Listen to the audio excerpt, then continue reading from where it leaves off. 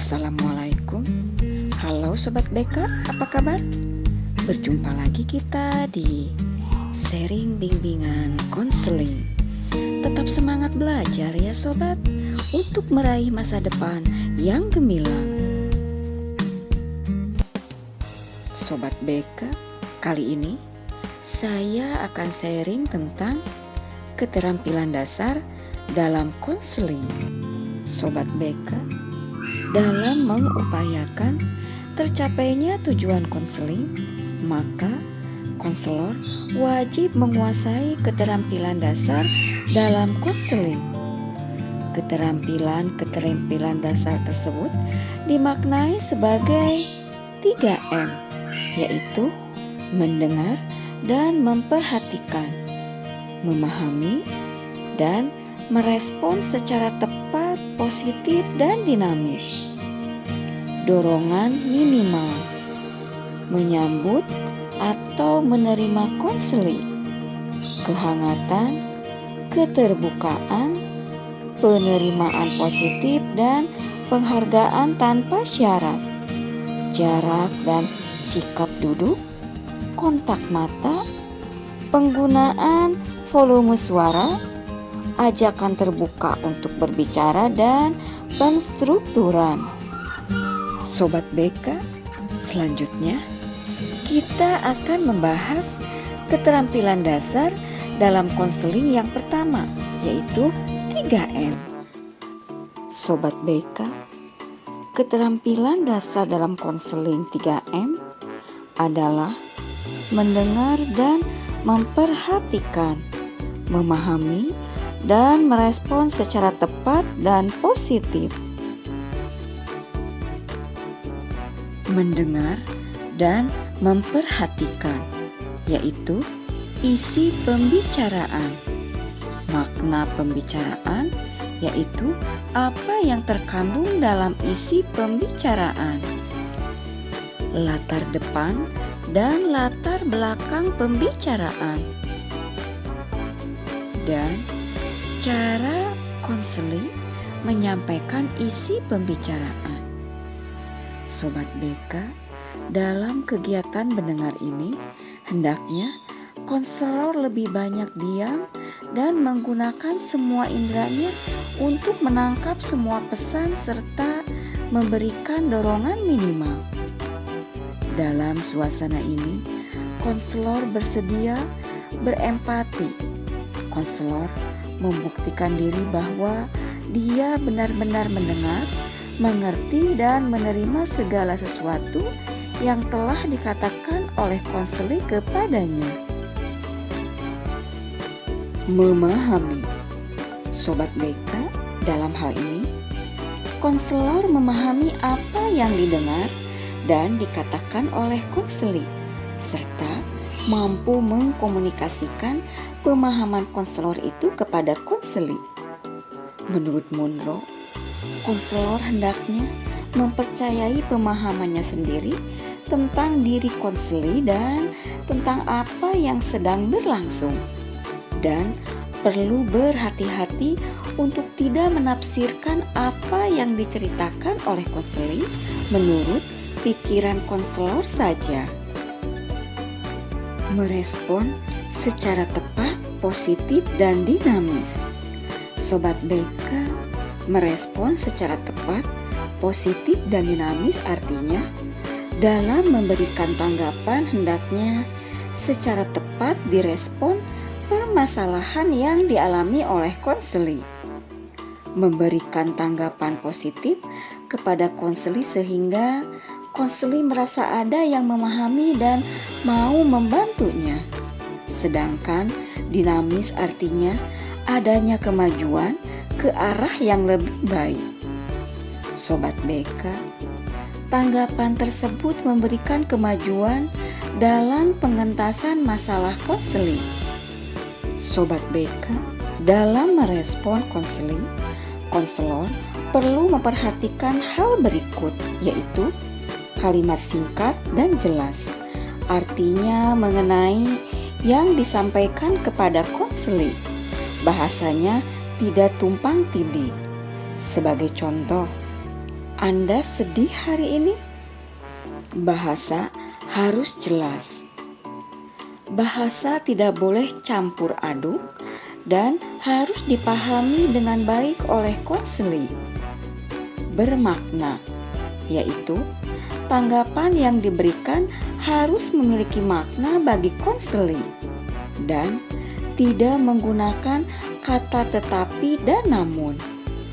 Sobat BK, jika konselor menggunakan kata tetapi atau namun, dikhawatirkan bisa mendorong konselor untuk bereaksi mempertahankan diri. Dorongan minimal.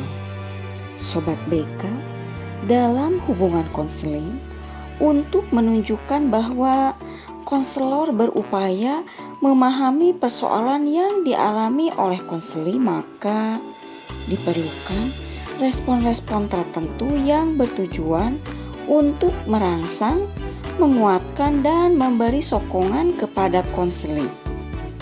Respon-respon yang dimaksud adalah respon dalam bentuk dorongan minimal yang sifatnya verbal ataupun non-verbal yang disampaikan atau ditampilkan secara singkat, namun efek dalam meningkatkan kualitas dan kedalaman pembicaraan dengan konselor. Menurut Munro, dorongan minimal adalah isyarat, anggukan, sepatah kata atau suara tertentu, gerakan anggota badan atau pengulangan kata-kata kunci yang menunjukkan bahwa konselor mempunyai perhatian dan ikut serta dalam pembicaraan konselor. Penggunaan dorongan minimal dilakukan sepanjang pentahapan atau proses konseling berlangsung. Sobat BK, dorongan minimal dapat digunakan secara efektif untuk menjaga kelangsungan pembicaraan konseling dan menghindari agar konselor tidak terlalu banyak berbicara yang dapat mengakibatkan konselor hanya menjadi pendengar saja. Jika konselor tidak terlalu banyak berbicara, maka konselor dapat beranggapan bahwa konselor tidak dalam upaya memberikan konseling.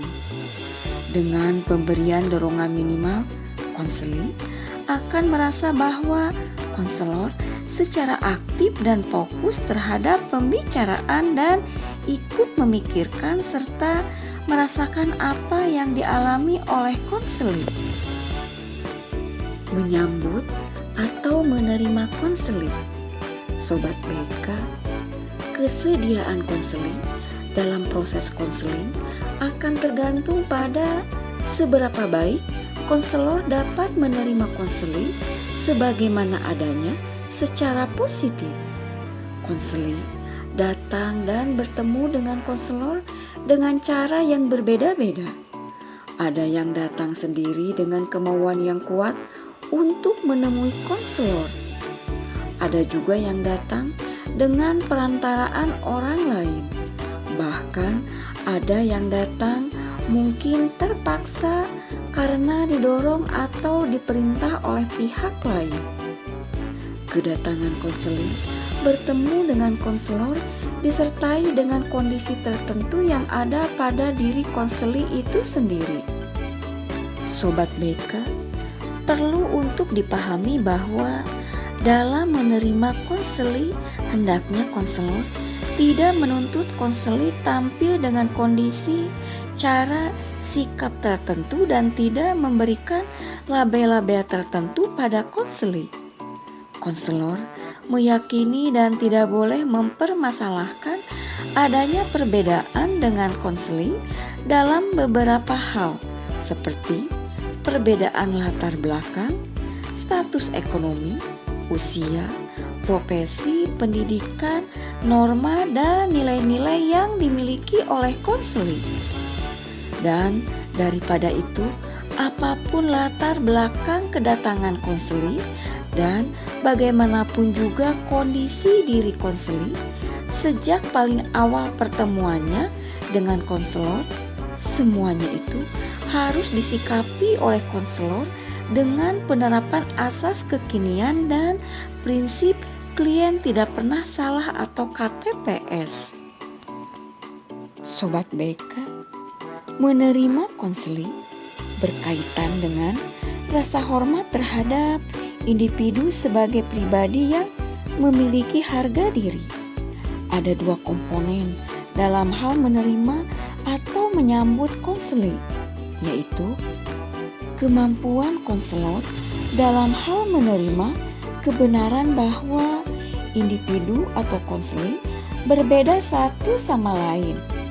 Demikian juga cara-cara dan perilaku yang ditampilkan dan perwujudan diri yang berlangsung dalam pengalaman bahwa setiap orang memiliki pola yang kompleks dalam berbuat, berpikir, dan merasa. Sobat BK, penerimaan oleh konselor terhadap konseling sebagaimana adanya akan membantu memperlancar hubungan konseling. Contoh, mengucapkan salam, berjabat tangan, mempersilahkan duduk, menyebutkan nama konseling jika konselor telah mengenalnya, atau menanyakan nama konseling jika konselor belum mengenalnya. Memperkenalkan nama konselor, membicarakan hal-hal yang menarik yang sempat ditangkap dari pertemuan yang singkat antara konselor dan konseling. Kehangatan. Sobat BK, kehangatan dalam hubungan konseling merupakan kondisi yang penuh persahabatan dan penuh perhatian yang ditunjukkan dengan ekspresi nonverbal seperti senyuman, kontak mata, dan berbagai ekspresi nonverbal lainnya yang menunjukkan adanya perhatian penuh kepada konseling. Dengan menunjukkan sikap hangat, akrab, dan bersahabat akan menumbuhkan rasa aman, tentram, damai, dan penuh kekeluargaan dalam diri konseling, sehingga konseling merasa betah dalam berkomunikasi dengan konselornya. Untuk menciptakan suasana hangat dapat dengan menampilkan posisi sikap badan yang agak sedikit membungkuk ke depan, kontak mata, ekspresi wajah yang ramah, dan sentuhan psikologis. Keterbukaan. Sobat BK, keterbukaan konselor diperlukan agar konseling dapat terdorong untuk menjadi terbuka kepada konselor. Konselor dapat menyampaikan penerimaannya yang positif dengan mengatakan bahwa dia menghargai kedatangan konseling tepat pada waktu sesuai dengan perjanjian, atau konselor menyatakan kegembiraannya karena dia dipercaya untuk membicarakan masalah yang dialami oleh konseling.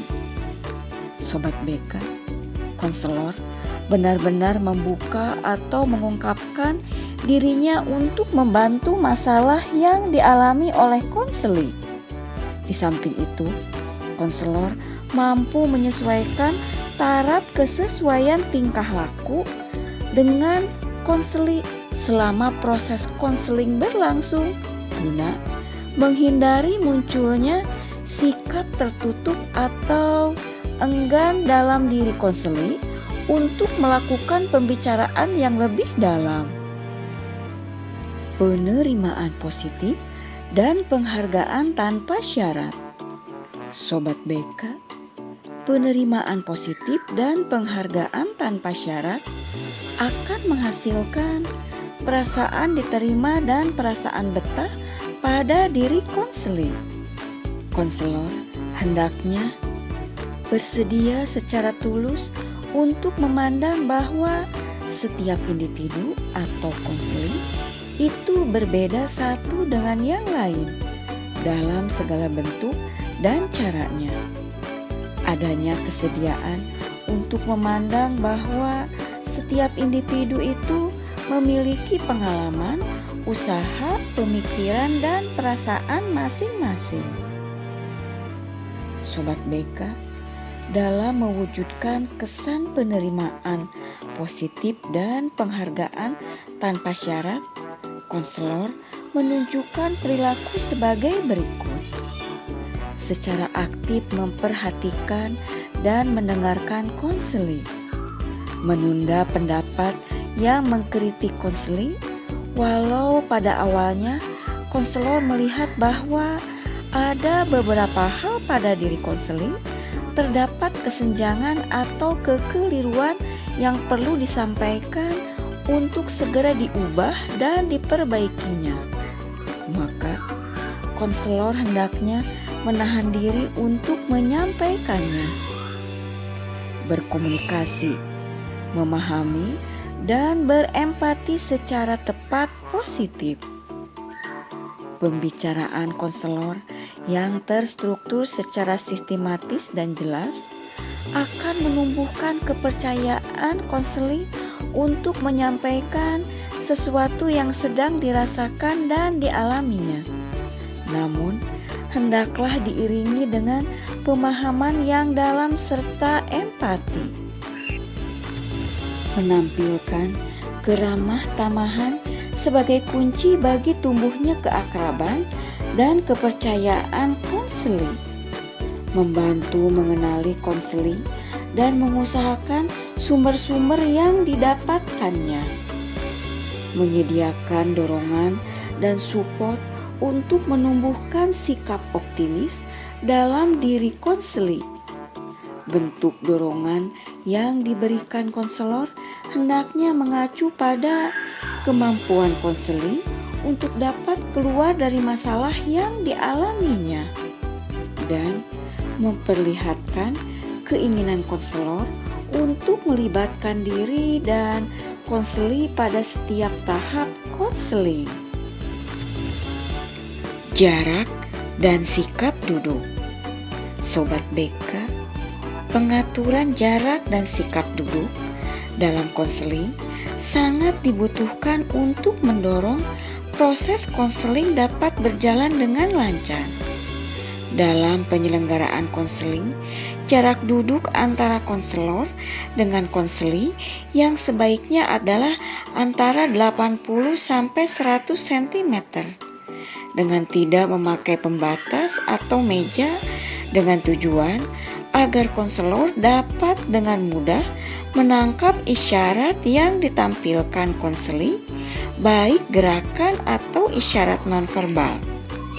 Sikap duduk berhadapan dengan konseling dan memungkinkan konseling dapat merasa senang atau nyaman.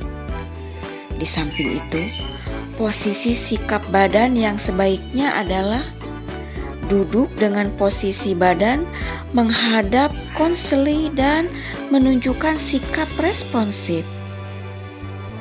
Posisi tangan di atas pangkuan dan melakukan gerakan-gerakan tangan yang seiring mengikuti gerakan verbal. Duduk dengan kepala condong kepada konseling untuk menunjukkan bahwa konselor bersama konseling. Dan ekspresi wajah hendaknya tidak kaku, tidak dingin, dan tidak juga menyeramkan atau mencemaskan konseling, melainkan menampilkan senyum yang tulus dan bersahabat. Kontak mata. Sobat BK, kontak mata merupakan cara yang penting untuk dilakukan konselor. Melalui cara ini, konselor membangun kontak dan saling melibatkan diri dengan konseling. Konselor tidak hanya menggunakan kedua mata untuk menjalin kontak, tetapi juga untuk menyampaikan dan menerima pesan-pesan tertentu. Dalam hubungan konseling, kontak mata perlu dilakukan oleh konselor. Kontak mata ini seperti pas foto. Munro menjelaskan bahwa kontak mata yang baik adalah dengan cara melihat kepada konseling ketika dia sedang berbicara dan menggunakan pandangan mata yang menunjukkan perhatian dan penerimaan konselor kepada konseling. Sobat BK, perlu diperhatikan bahwa dalam kontak mata, budaya yang berbeda juga memiliki norma-norma tertentu yang berbeda.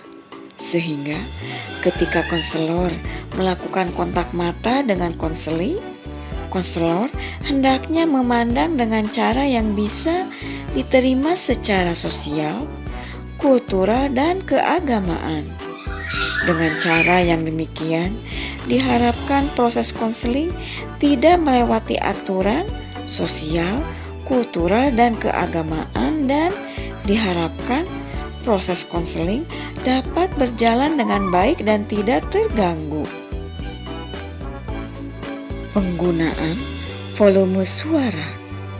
Sobat BK, dalam memulai hubungan konseling, salah satu aspek yang juga penting untuk diperhatikan oleh konselor adalah penggunaan suara.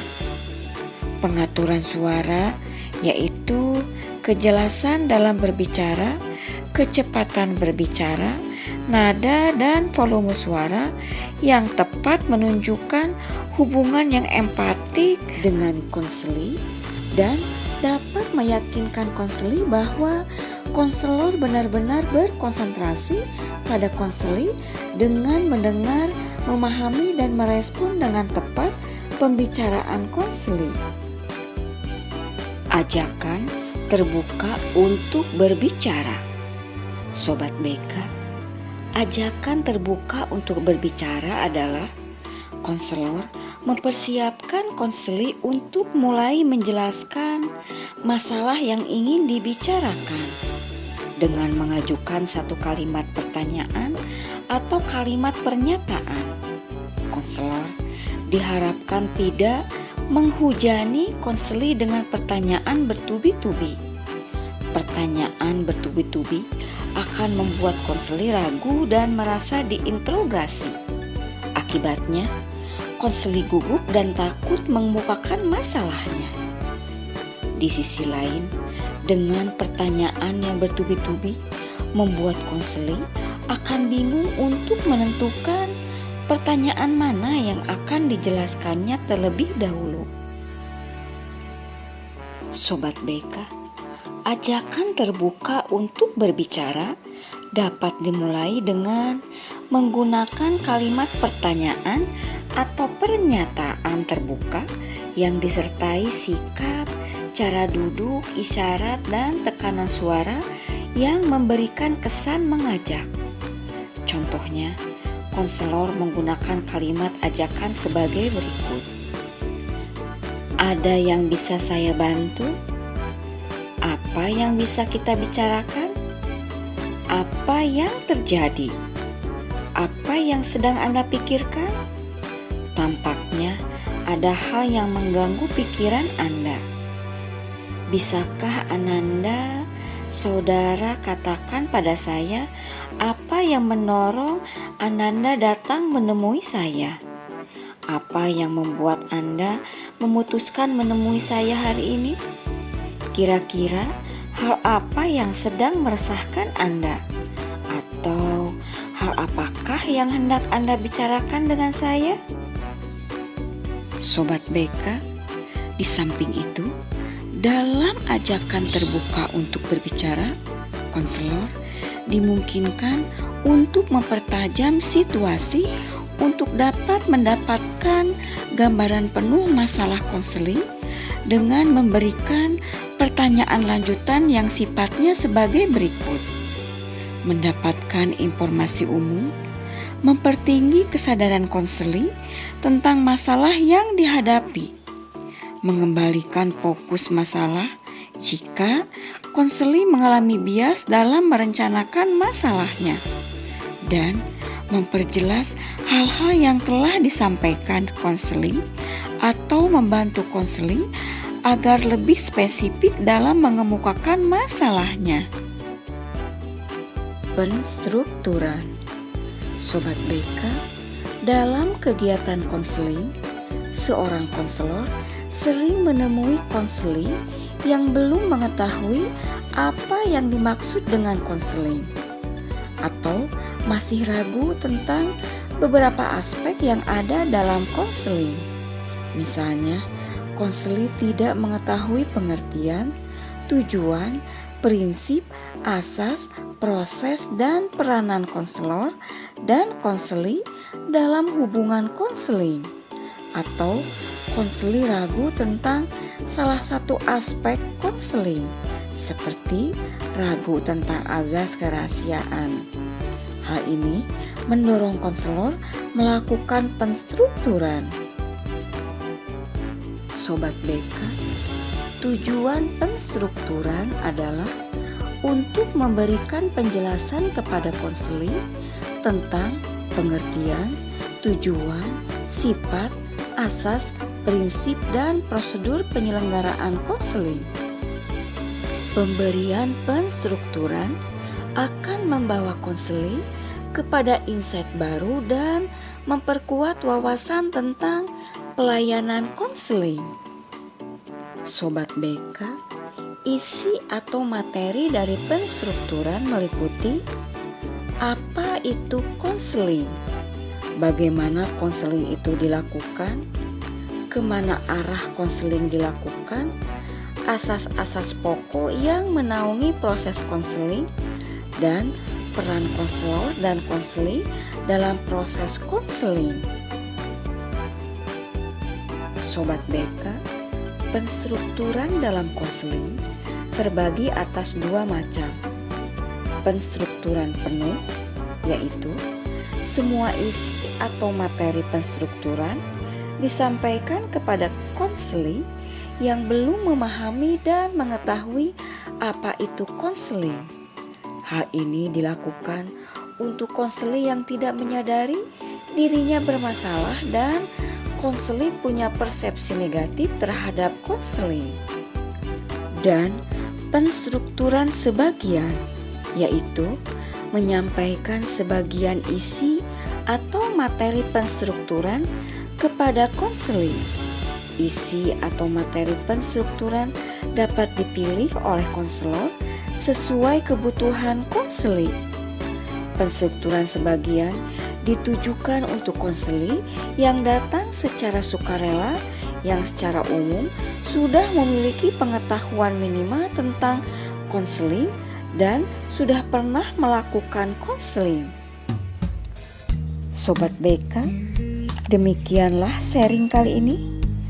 Keterampilan dasar dalam konseling. Semoga bermanfaat dan dapat menambah wawasan. Terima kasih.